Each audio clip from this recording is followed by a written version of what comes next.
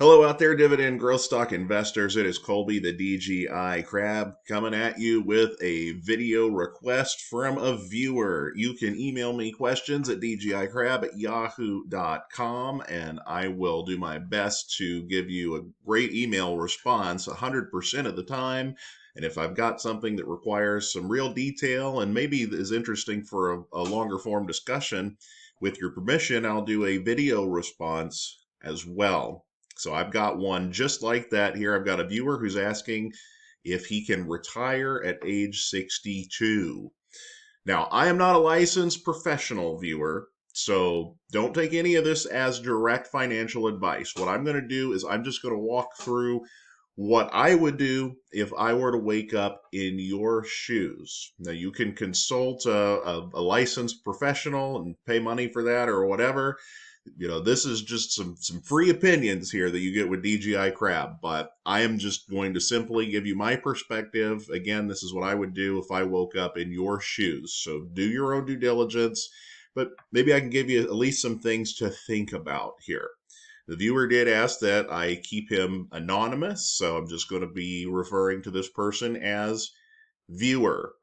So here's the details. This is his situation. My viewer here is 57 years old. He is married. His wife is 63, and she is collecting Social Security benefits right now. He just explained that she's not really able at this point to work, so she's collecting the benefit now. His salary is roughly 56K. Plus, he makes between $500 to $700 a month on the side driving Lyft. Retirement savings, he's got about 78,000 in a total stock market fund, in a 401k.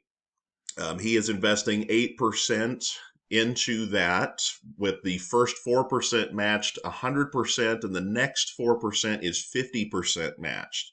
So this is a really nice benefit, actually. So that just means, if you're all following along here, that means that about 14% of his overall salary is going in. 8% of it is his, plus the equivalent of another 6% is going in courtesy of his employer. So let's say he makes, for every $100 he makes, $8 of it is going into the 401k, plus $4 matched is 100%, and then another $2 for the next $4 is the 50% match. So for every $100 he's making, 14 of it total is getting invested. This is a nice benefit. I really like that. Great work there.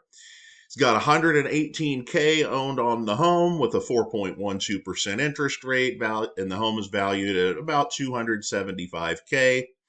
I asked if he had any other debt, and he still owes 11K on that car that he's driving Lyft with. A couple years ago, started getting really serious about non-retirement investing as well. So a lot of that Lyft money is going into a non-retirement brokerage. He's got about 4,000 in DGRO, 6,000 in SCHD, and 8,000 in SPYI. I really like these three ETFs.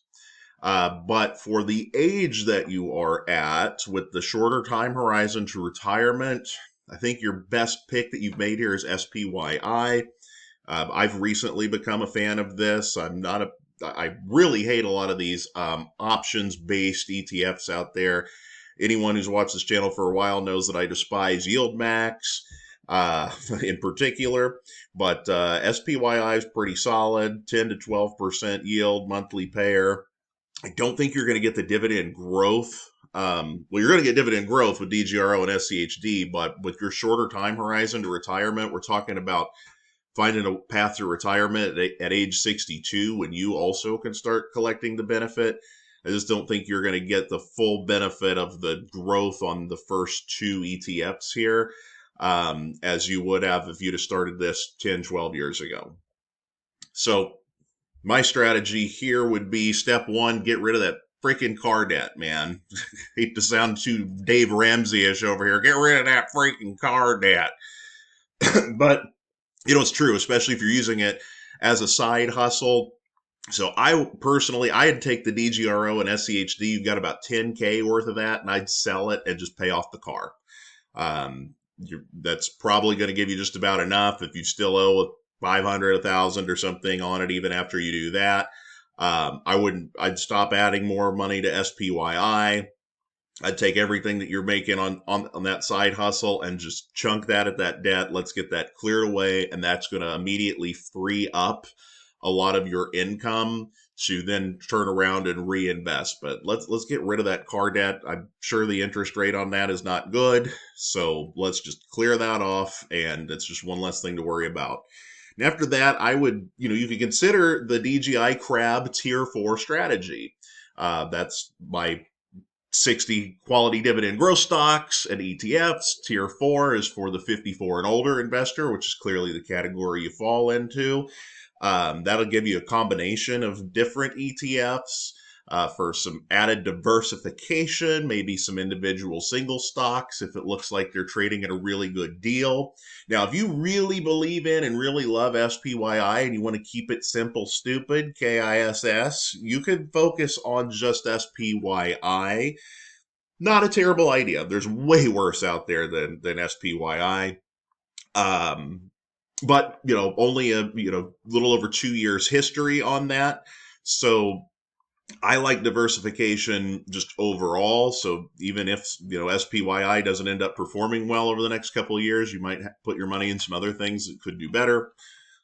Who knows? But that would probably be my focus, the really higher yielding stuff at this point.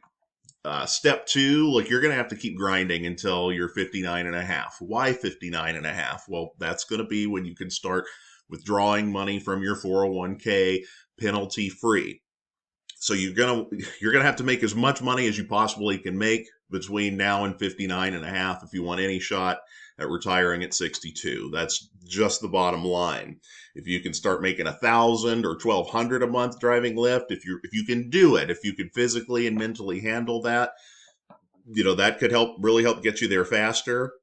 I would continue between now and then investing that 8% in the 401k. You've got that great benefit there. Take full advantage of that. And listen, at your age, I'm just going to say having a 6-month emergency fund in cash or maybe in a no penalty withdrawal CD is a really good idea. So definitely consider that if you don't have 6 months worth of expenses put to the side. Probably before I'd be pumping that brokerage with SPYI, I'd probably pile up some cash just to be safe in case something happens and you can't continue to work and grind long hours. Okay, so just keep that in mind. 3 months minimum, 6 months, much better. All right, so step 3, I've hit 59 and a half. What am I going to do in your shoes? Well, something I would strongly consider at this stage is I would consider opening a Roth IRA, one for yourself and one for your wife. Now, it may be more a couple of years from now, but today you could do at your age $7,500 a piece each year into a Roth IRA. Roth IRA, your dividends and your growth, everything in there is going to be tax free. The money you take out of that 401k, you will have to pay taxes on. So something I would probably do so I could start getting that tax-free benefit is you've got this growth-oriented total stock market fund in your 401k. And at 59 and a half, I'm probably going to take $15,000 out of that, open up 2 Roths, one for you, one for your wife, put $7,500 each into those immediately into higher yielding options. You can do your SPYI. You might look at something like JEPI, JEPY. You might look at something like MLPX for master limited partnership exposure. That's a good ETF for that. Possibly preferred shares, high yield bonds. I cover all that stuff every single week when I go over the tier 4 investing strategy, and I'll link ETF video below for investing in ETFs on your age, where I can go into that in a little bit more detail. But that probably is something I'd look to do. And then bear in mind, you take 15K out of there, you're probably going to end up having to take another 3,500 out to help cover the taxes on that come April. So just don't let taxes, hit you hard unexpectedly. Just know that that's coming. And hey, if you're still working, keep chucking that 8% in there, getting the match, keep all that stuff nice and simple and straightforward.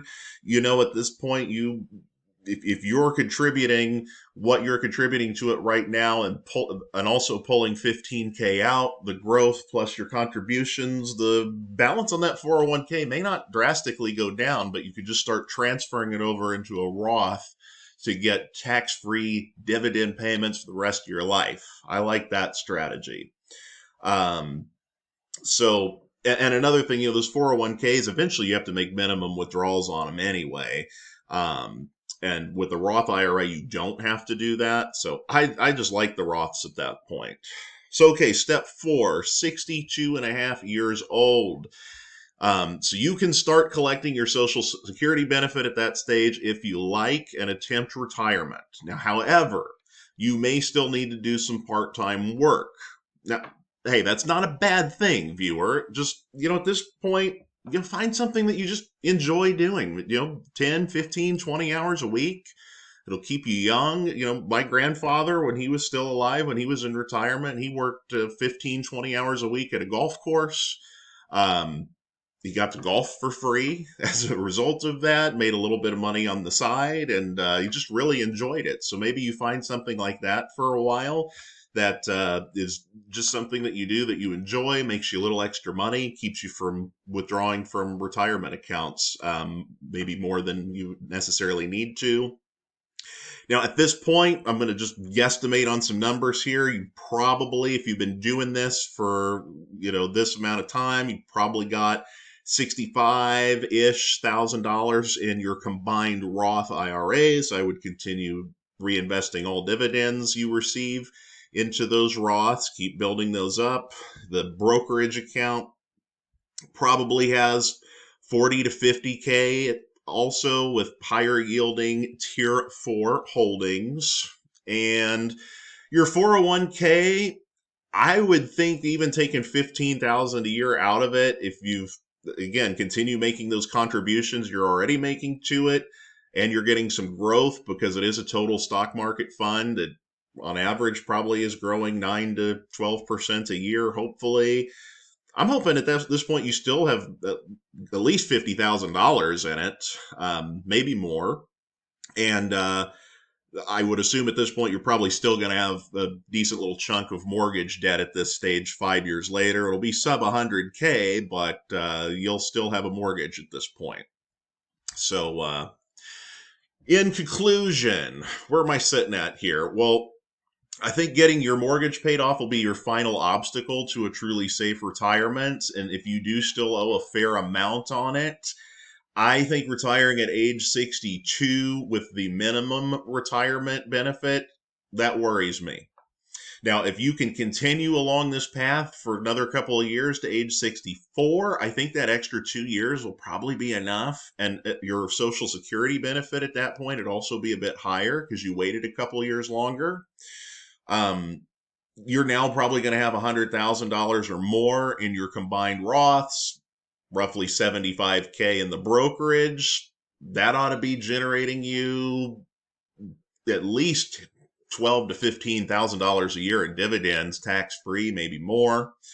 And at this point, if your 401k, whatever's left in it at age 64, can pay off your house in one fell swoop, it might just be worth the peace of mind to go ahead and do it, not worry about market swings or anything like that. And then your monthly expenses are going to be super low, totally debt-free, with a decent amount of money coming in both from dividends in your Roth, your brokerage, and your combined Social Security benefits between you and your wife. Now, every year beyond 64 that you can hold on and keep working, the better and the safer your full retirement's going to be.